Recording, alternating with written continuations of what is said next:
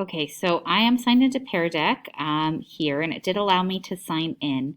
The problem is I can't present a file from Drive.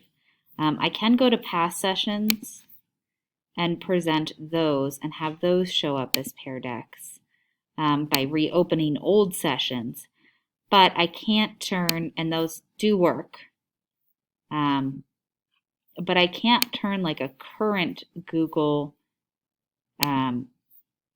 presentation into a new one is the problem on Chrome. So I click Start the Lesson, and it allows me to click and get this far,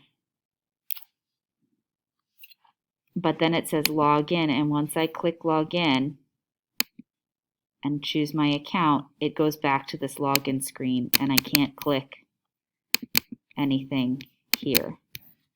So I can present old things, but I can't present anything new through Chrome. So this was something we'd already done today in through my other Firefox browser. But the problem with not having the Chrome is I can't do the tabs, and it makes it harder for the presentations. So if there's any assistance anyone can give me or can tell me why it's not working on Chrome right, that would be really great.